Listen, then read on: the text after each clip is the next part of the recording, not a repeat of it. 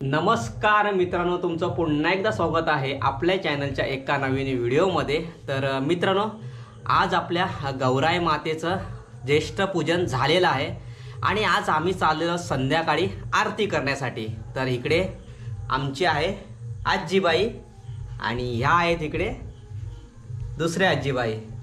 तर आजी मंडळी, तुम्ही कशा आहेत? मजेत ना? हो, आजी तू? मजेत. आज आपल्या घरी गौराई देवी आलेली आहे, मग तुम्हाला कसं वाटतंय? आम्हाला आनंद वाटतोय. हा, एकदम आनंद वाटतोय. आनंद वाटतोय.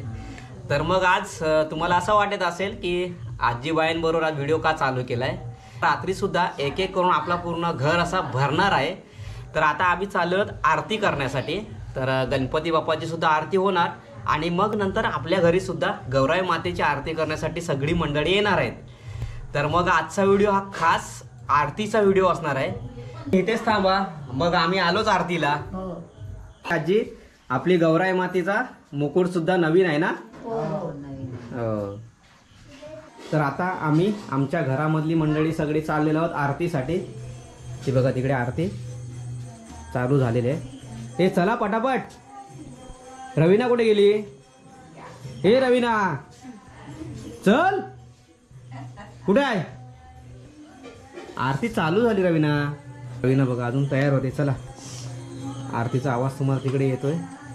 गणपती बाप्पा मोरया, मंगल मूर्ती मोरया, ओम सुख करता दुःख हरता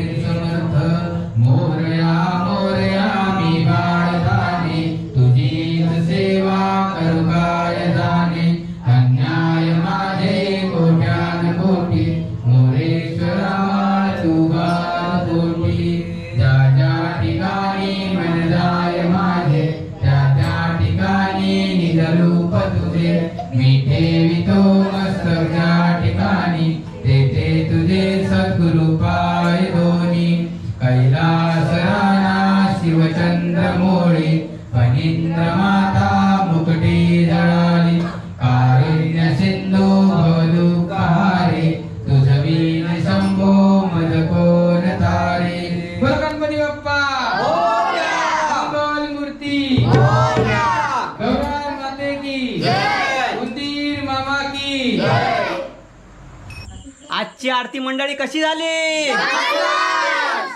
मंडळी आता आरती संपन्न झालेली आहे आणि आमच्या गावातील आरती तुम्हाला कशी वाटली ती कमेंट मध्ये नक्की सांगा। तर आजचा व्हिडिओ आपण इथेच एंड करूया। व्हिडिओ आवडला असेल तर व्हिडिओला लाईक करा आणि आपल्या चॅनलला सबस्क्राइब करायला विसरू नका। भेटू लवकरच पुन्हा एका नवीन व्हिडिओ मध्ये, तोपर्यंत बाय।